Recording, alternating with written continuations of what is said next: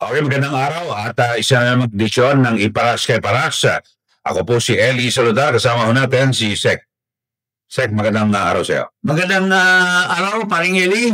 At of course, magandang araw naman sa lahat nating mga babayan na ang tindi ng galit sa mga pangyayari ngayon na nakawan sa gobyerno. Siguro simula tayo sa issue na ginagawa ngayon ng congressional inquiry. Ngayong araw nito sa House of Representatives, kahapon yung ikalawang hearing ng Senate Blue Ribbon Committee.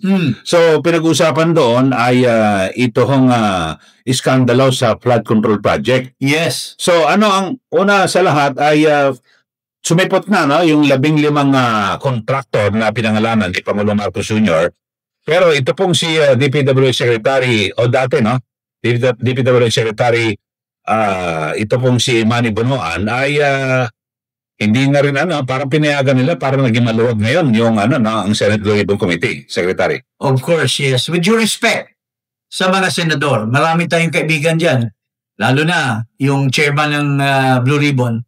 Pero, siyempre, napansin natin na parang hindi maganda yung ginawa nilang pinakawala nila si Bonoan. Just because he resigns or he resigned, ibig sabihin, wala na siyang accountability, wala na siyang responsibilidad na magpaliwanag at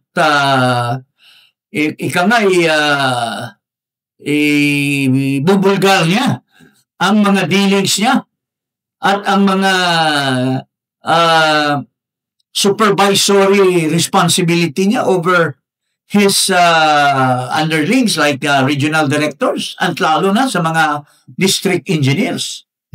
Para bang just because you resign, absuelto na. Absuelto ka na or wala nang matatanong sa kanya tungkol sa kung nag-inquire itong Senado tungkol dyan at ang naka-highlight sa lahat na itong aligasyon ng kurakot, aligasyon ng mga flood control inferior quality, flood control ghost, ghost flood control projects, sino bang dapat tanungin? Di si Bonoan. Diba? Bakit mo papakawalan? Ngayon, porque kasama ang DPWH, si Vince Dizon ang ipatawag. Anong kinalaman ni Vince Dizon? Kaupo lang yan. Kaupo lang yan. I don't think he's a superman na kaya niyang i-absorb lahat ang mga pangyayari dyan. Bonoan should be responsible. Ito, tulad ito. Sinasabi niyong Diskaya, wala siyang kakilala sa DPWH. Wala siyang kakilala ng mga USEC. Wala siyang, hindi ba niya kakilala yan? Nasa picture sila. Ilang bang contractor ang nagakalapit kay Bonoan? Hindi lang siguro si Diskaya. Ang matindi dyan yung Wawaw. Kasi ayaw magsalita. Kung sabihin ng Wawaw na si Bonoan ang kayang conduit sa DPWH, paano nila matatanong si Bonoan? Pinakawala na nila. Di ba? Pero dito ay dapat siguro kung ako lang, hindi ko pakakawalan yon dahil sa katulad yung ibang mga opisyal sa DPWH na si Secretary Bonoan mismo nagrekomenda dyan, naglagay. Tsaka yung tinatawag na command responsibility, dapat pangnagutan yan. At lahat na pasikot-sikot ngayon, nagkaroon tuloy ng, sabihin natin, ng alibay. Kasi yung Cabral, sabi niya, wala akong alam, si Secretary Bonoan. So, nagkaroon sila ng rason. Binigyan ni Bonoan ng napakadaming pwesto. Alam mo, with due respect sa mga, marami tayong kaibigan malapit na mga members. Except siguro, yung mga bago, si Camille, si Marcoleta, yung dalawa na hindi pa nakatungtong sa Senado. Marami dyan na kinabang In fact, noong ang chairman dyan sa Committee on Finance ay si Sani Angara in 2024. Si Saldico mismo, paring Eli, si Saldico mismo, kasi kumpare ko yun, mayroong isang congressman na kaibigan ko na lumapit sa akin at humingi ng, baka daw makahingi siya ng extra na pondo para sa kanyang distrito. Oo. So, nilapitan ko si Saldi. True enough, nabigyan siya upon tumawag si Saldi ko kay Speaker. Sabi, Speaker, bigyan ba natin itong congressman na ito? Na member sa Lakas? At sabi ni Speaker, bigyan mo yan. Oh, nakakuha. Tapos sabi ko, bakit pwede bang madagdagan? Sabi niya, kasama naman ninyo yan sa Duterte Camp. Ang dami mong kaibigan. Sabi niya sa akin, dami mong kaibigan dyan sa Senado, mga senador. Kabibigay doon sa BICAM, we agreed na bawat senador tag 3 billion. Sabi niya sa akin, whether paninindigan niya yan o hindi, but sinabi niya na ang bawat senador sa panahon ni Angara as chairman ng Committee on Finance, may 3 billion daw na naka-set aside para sa kanila. So, ibig sabihin, may mga insertion yan. Insertion yan. Wala, yung 3 billion na yun, hindi galing sa NEP yun. So, may insertion din ang mga senador. Kaya, kung ilagay natin ito na walang mga senador na umangal man lang ng pinakawalan si Bunuan, pwede nating sabihin na baka ayaw niya nilang si Bunuan, baka sabihin ni Bunuan, kayo naman alam ko na nakiusap kayo sa akin para malatag yung mga barrel funds nyo. Oo nga, bakit wala nagreklamo, no? Wala nagreklamo na isa. O baka naman napag-usapan na. Baka sabi nila, baka wala ng tinto, baka mamaya, pagka dikdikin natin ito, baka ituturo din tayo. So, iyan na nga ang dyan. We trust the chairman, pero yung mga kasama niya na nagtatatanong, kunyari, mga malinis, ay, for all we know, a lot of them have skeletons in the closet, paring Eli. Kaya nga, paano nga natin, kawawang Pilipino, kawawang taong bayan, dinadala tayo sa, hocus-pocus. At the end of the day, alam mo, with due respect, ako, laki ng respeto ko kay Dante Marcoleta. In fact, nakausap ko siya several times because I want him to be successful. I was telling him na, Dante, maraming akong mga kakilala na nagbibigay ng information. So, I have an interest na maging successful. Pero how can you be successful if you're only one, but ang dami ng mga kasama mo dyan ay may mga skeletons in the closet? Kung may katotohanan yung sinabi ni Saldico na tag 3 billion niya sila, at siguro ang mga congressmen, kung 3 billion yung 24, magkano ba yan? Laki. 3 times 24. Ilan yan? Tapos, edi magkano sa house? Di, napakalaki din. Kaya nga, nung 2024, ito lahat ng mga nabisto ngayon ng mga ghost projects, ng mga inferior projects, or guni-guni na projects, pondo pa yan ng 2024, pare. So, itong 2025 to be reckoned with pa ito. Kasi kailan lang ba na-implement yan? So, yung 2024 sinabi mo, para sa election din yun, no? O 25 din? Hindi, yung sa 2024, 72 billion lahat yun. Oo. Laki. 74 billion. 72. 72. Kung ang dami ng congressmen, times 2 or times 3 of 74. So, mga 300 billion yung Laki, no? nila. Or, kasi maliliit kung 3 billion ang senador, baka tag 500 million ang bawat congressman. Depende kung malapit ka sa kusina. Mas malaki. At saka, baka yun yung budget na pinamigay doon sa sinasabi ni Chanco na tag 150 bawat pumirma ng impeachment complaint. Okay. Kahapon nga, Secretary, yung sa Senate Blue Ribbon Committee ay napaamin din naman ni Senator Jinggoy, si Sara Diskaya. Nung una sabi, wala siyang kilala. Pero nung bandang uli, meron naman siyang kilala pala. Mga district engineers. Pero yun nga may hawak na particular na yes. na mga project. Tapos, bili mo, 491 projects ang nakuha nila mula 22 hanggang 25. Ang dami. Well, with due respect, no? Grabe.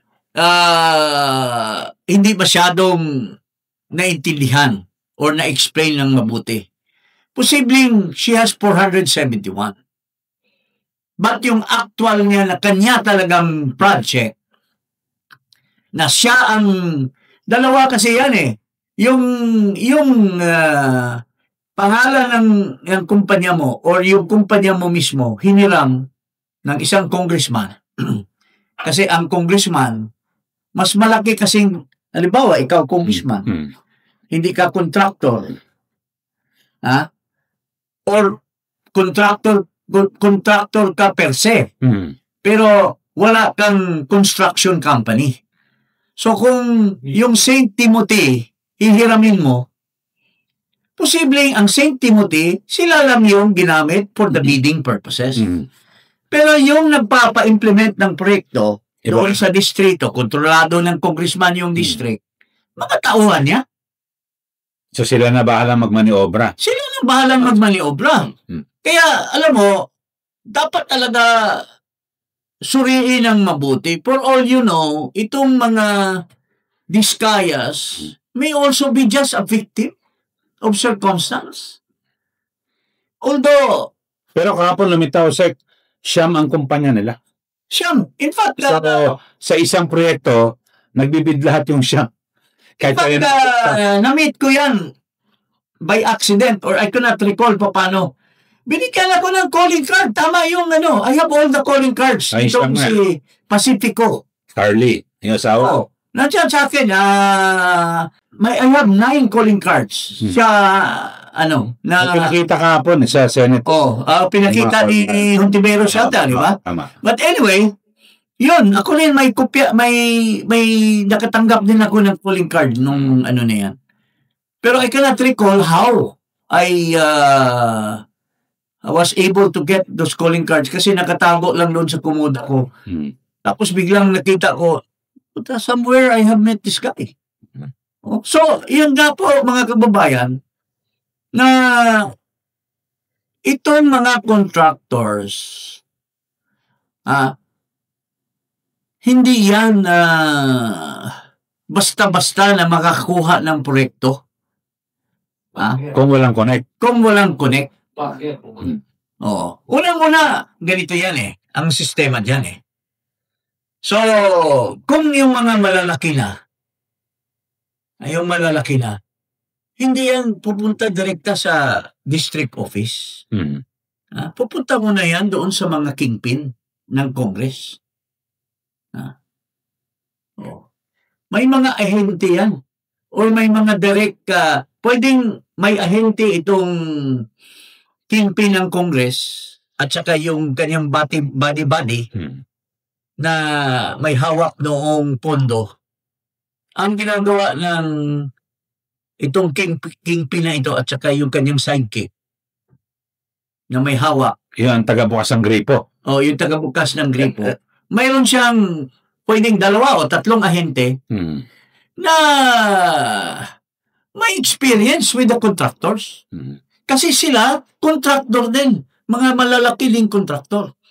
Ang ginagawa niyan, lalapit ngayon yung contractor. Pare, bigyan mo naman akong I have mga equipment, nakalatag na doon. Bigyan mo akong 3 billion na worth of project. Willing ka ba? Sabihin, willing ka ba? Pag binigyan ka namin, i-allocate namin, kasi mga insertions ito. Bigay ka na ng 20% advance. Tapos itong mga contractor, may mga kausap na sa mga distrito. So, isasabit nila yung mga pangalan ng mga flood control projects, ipapasok na yun yan doon. I-insert na yung mga pangalan na yan, at pupunta na ngayon yan. Pupunta na ngayon yung pera doon sa mga distrito na hilingan nila ng mga list of projects. So, after a few days or pagka naayos na, nalatag na yung General Appropriations Act, pupuntahan na ng contractor yun. Kasi nagbigay na siya ng 20%. So, there is honesty among thieves ang tinatawag May honesty among thieves kasi yung binayaran niya na 20% pertaining to those projects, pupunta na ngayon yan sa district office. So, punta na yung contractor doon o yung tao niya.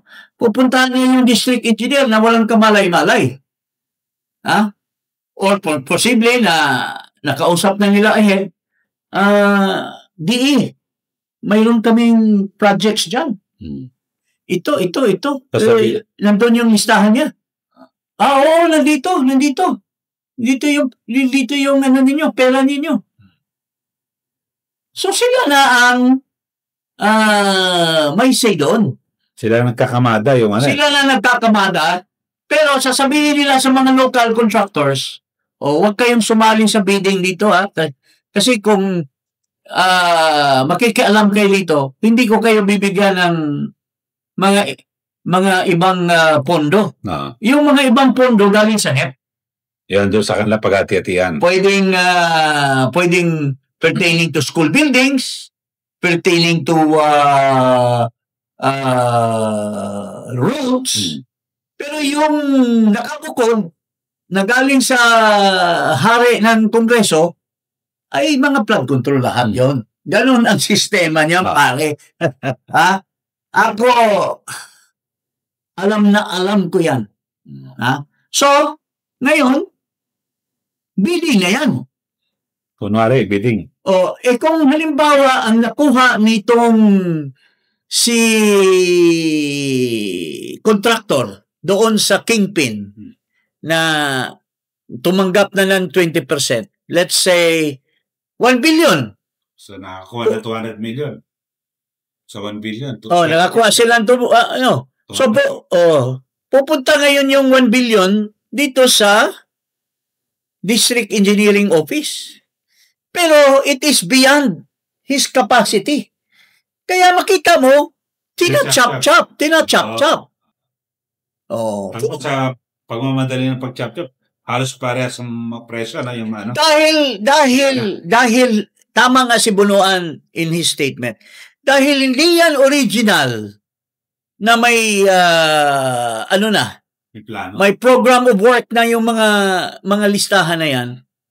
Kaya nagkabuhol-buhol ang district engineer at sa kanyang opisina. Kaya nagkakaroon ng pabilisan to the extent na hindi na nila na-implement ng maayos. Kaya nagkakaroon na, sige. Anyway, sabihin naman nung boss, wag mo naman kami masyadong pahirapan kasi nagbigay na kami doon Mayroon pa akong allocation para sa iyo, DE. Ang bidding committee, 5%. Probably, ang DE, 10%. Ang planning, another percent yan.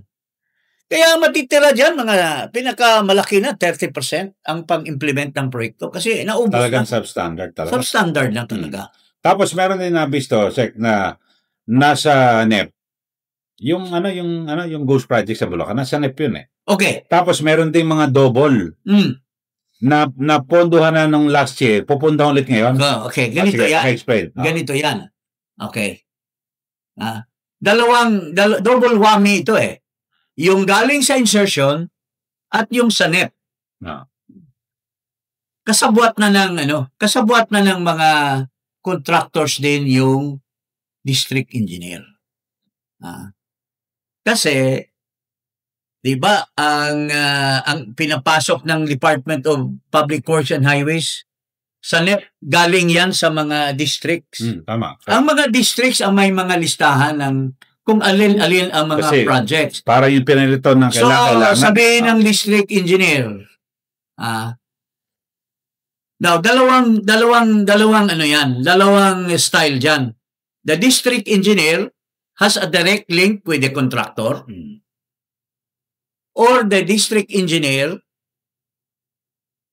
is subservient to the congressman. Pwedeng ang congressman at ang contractor ang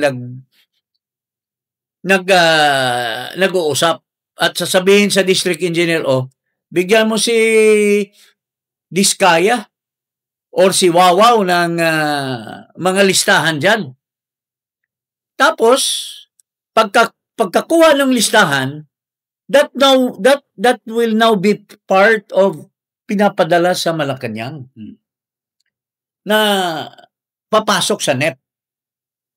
Kasi kinokolekta ng Malacanang yan para sa NEP. Kaya sa first reeling, up to the second reeling, nakabantay na yung congressman. Dati kasi, ganito yan Ngayon, transparent ko, no? Pero, yung sinasaksak sa NEP, ano na rin yan? Preparado na rin yan, lahat.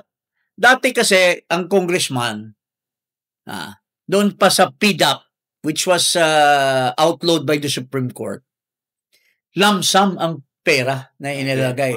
Sa aming panahon namin, 70 million. Para mas maganda pa yun No, 70 million, patas lahat. Patas lahat. Tapos sa Senate, 140 ba? Magkano? 200. 200. 70 million kami.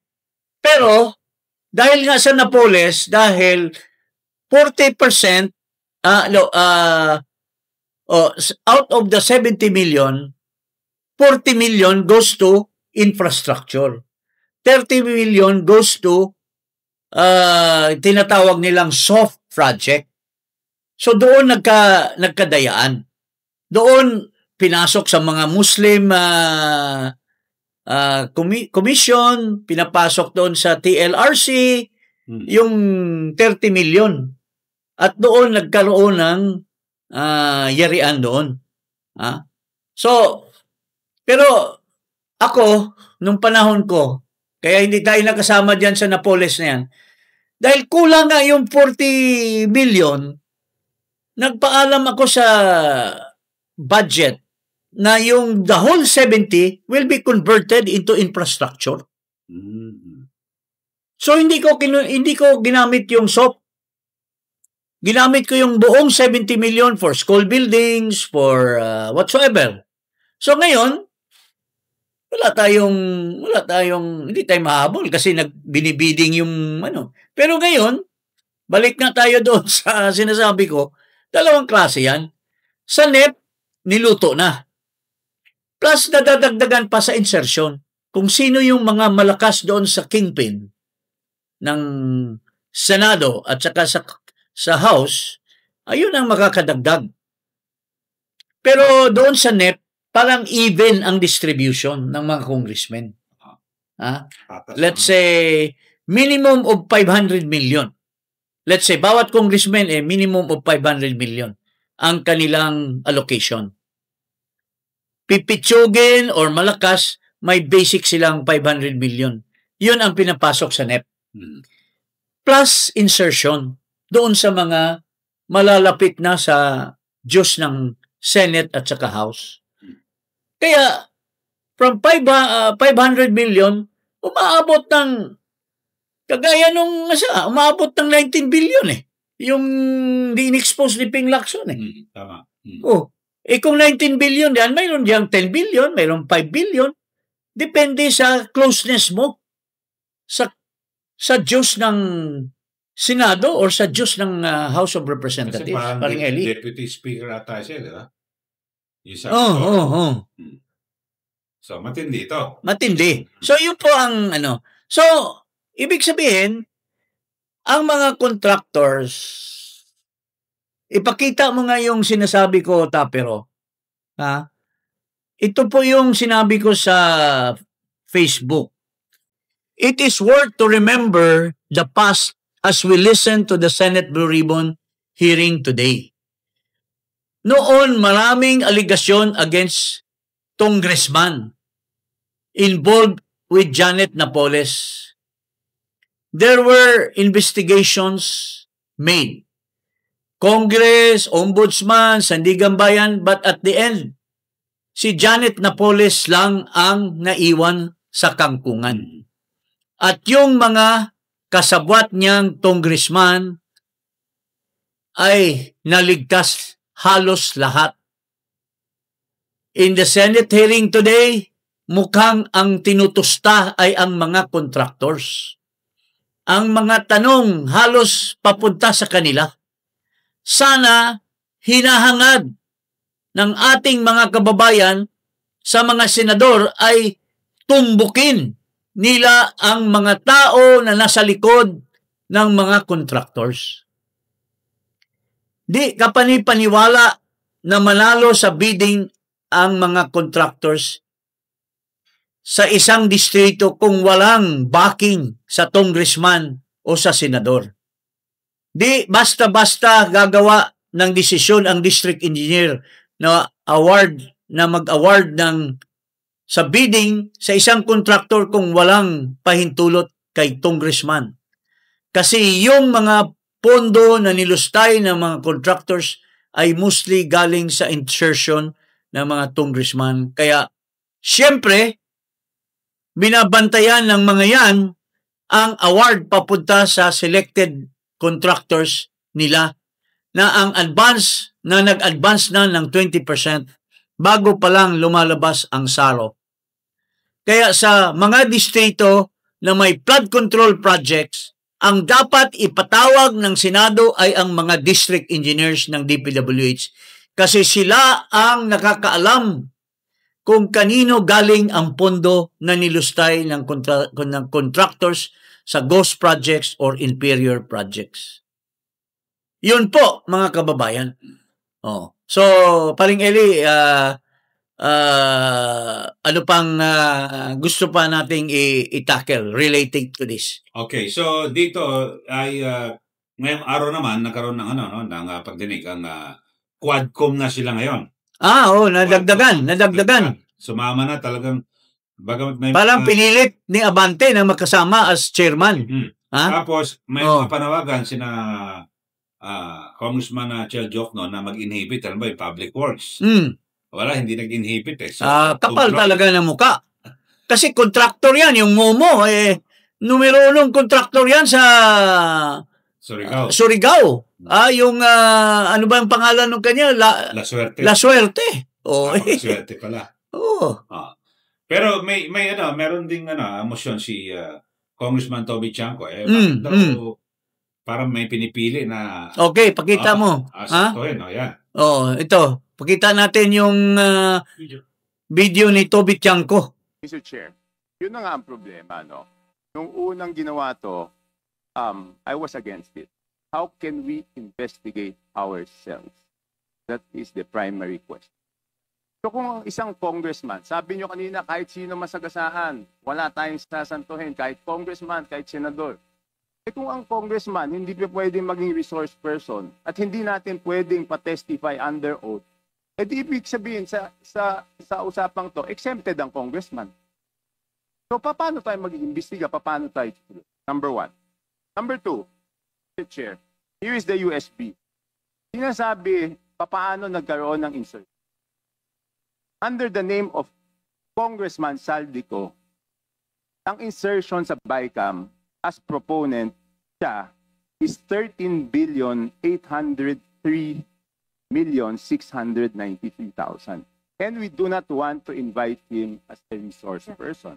Mr. Chair, sorry. Comsec, can you show this para lang sabihin hindi ako Mr. Chair, with due courtesy. Wait, I have the floor. Yeah, I have the floor. Yeah, I have the floor. No, Mr. Chair. I have the floor. Just to, on the I have the floor. On the record, Mr. Chair. I have the floor. We did not refuse to invite. I have the floor. Mr. Chair, suspend. Motion to suspend. Mr. Let us all work together so that in the 2026 budget, while we are ongoing the deliberation, let us identify yung mga singit na flood control projects yung mga cat's eye na nandiyan dyan pa rin at hindi pa rin natatanggal. Let us do our job by putting a permanent seal to to all these anomalous things. With that, Mr. Chair, may I appeal to my colleagues? Yes, let's invite the personalities mentioned. Let's do away with motions and divisions of the House because we are losing focus. Balikan natin, ano bang iniimbestiga natin?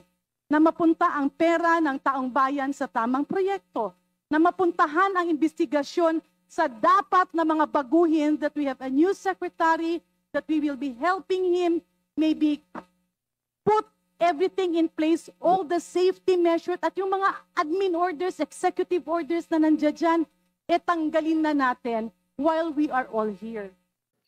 Alam mo, ito si kaibigan ko ito eh. Si Janet na Napoles Garin. Ha? You are escaping accountability.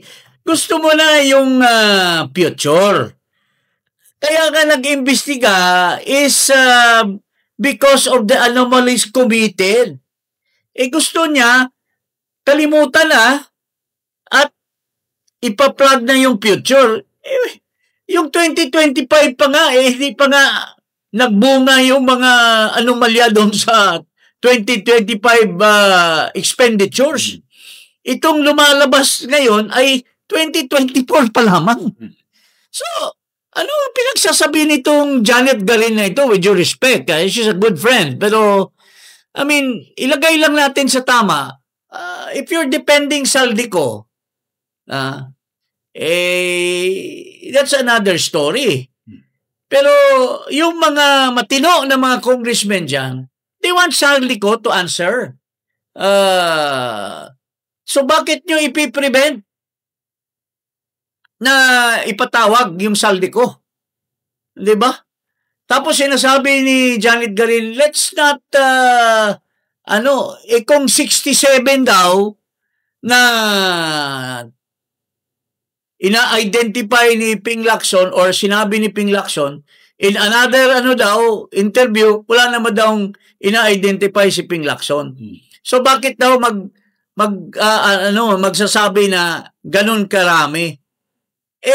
Whether dalawa or tatlo or lima lamang na contractor congressmen, hindi mo pa rin pwedeng sabihin na they are not accountable. Kung dalawa, 5, 50, 67, it doesn't matter. Because whom are you identifying to be accountable in this Quadcom hearing? Kaya nga sinasabi ni Senator Laila De Lima or ni Congresswoman ML Party List De Lima na conflict of interest. Pero tinuloy pa rin. Sinabi na ni Sandro na walang credibility. Tinuloy pa rin. Siyempre, kasi yung kingpin na si Martin Romualdez, siya nag-utos dyan. Na ituloy pa rin ninyo because may mga sacred cow si Martin na gusto niyang depensahan. Siyempre, yung mga galamay niya na nag-dispense ng insertions, siyempre, ayaw niyang mapatawag dyan. Yun ang totoo, mga kababayan.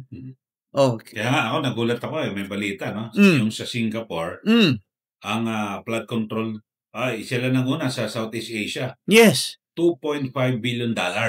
Ang flood control. Na 140 billion pesos. Tulad din dito. Pero since billion pa lang. Invested na 2011. Nagkaroon sila ng smart drainage system, 8,000 kilometers. Network of drains, canals, and reservoir.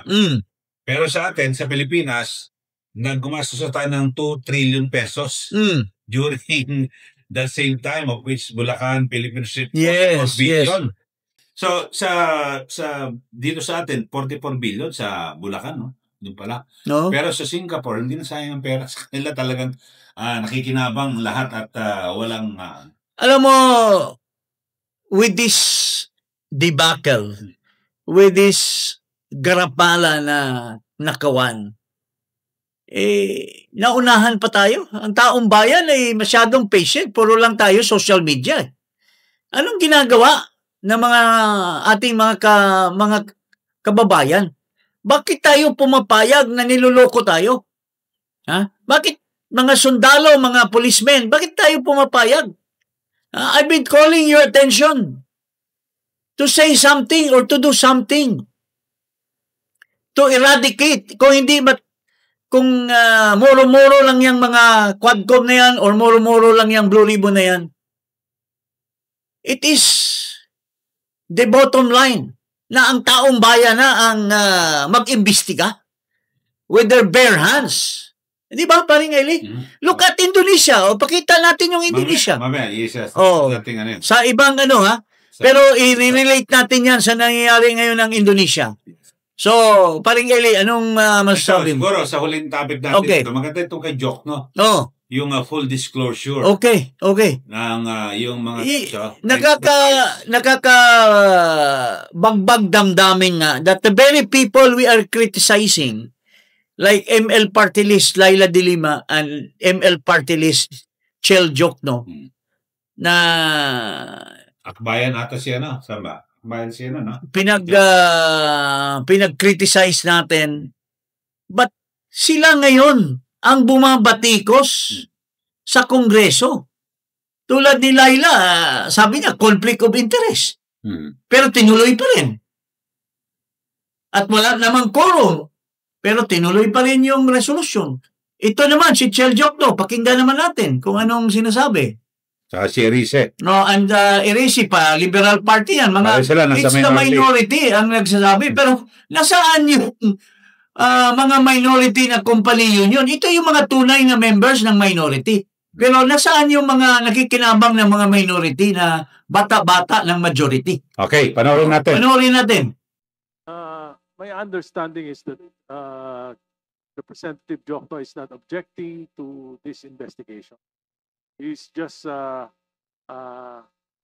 maybe prudence would require that all members of this committee participating in this proceeding should at least if they know that they have a conflict of interest, at least dapat wag na sila mag-participate.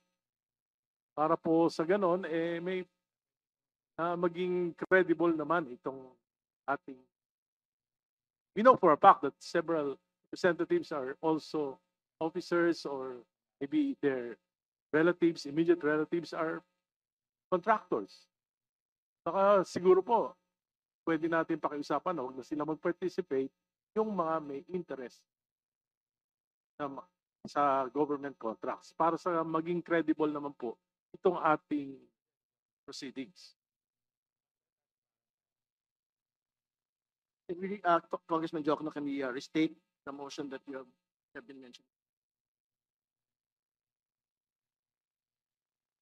The motion, Mr. Chair, for all the members of the three committees to make a full disclosure of their financial, business, and pecuniary interests that may be directly or indirectly affected by any investigation into the government's past or present flood control project.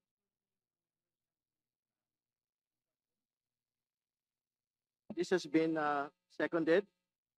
Second, Mr. Chair. Second here, Mr. Chair. May I explain my second the motion of Honorable Jokno? Just a short explanation, please. Yes, thank you, Mr. Chair.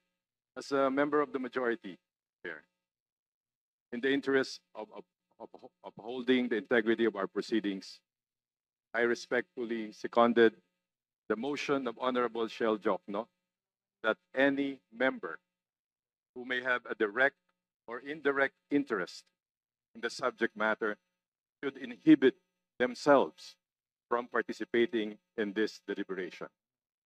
Mr. Chairman, This is not, excuse me po. sir, last point lang. I suggest that since we are now entertaining a motion, the Honorable Jokno first withdraw his point of order para ma-entertain natin yung motion. Just Yes, to interject, sir. Thank you, Mr. Patuloy po kayo. Pero yung sa akin, suggestion ko, the Honorable Jokno will withdraw his point of order para diretso tayo sa motion. If mag-agree ang chair. May I finish my... This is not to cast doubt on anyone's integrity, but rather protect the impartiality of the committee and avoid perception of bias. Our duty is to ensure that the decisions are made solely on the merits of the issues before us,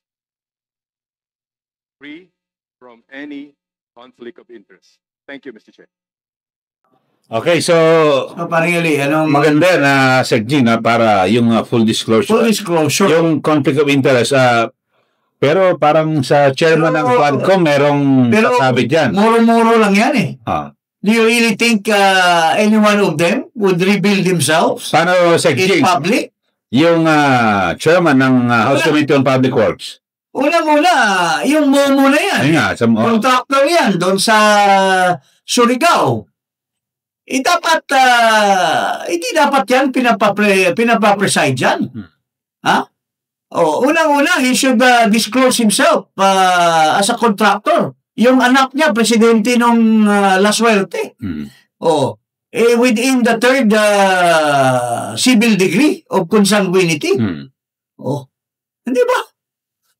So bakit, what is his business participating? Doon pa lang, he already destroyed the credibility of the Quadcom.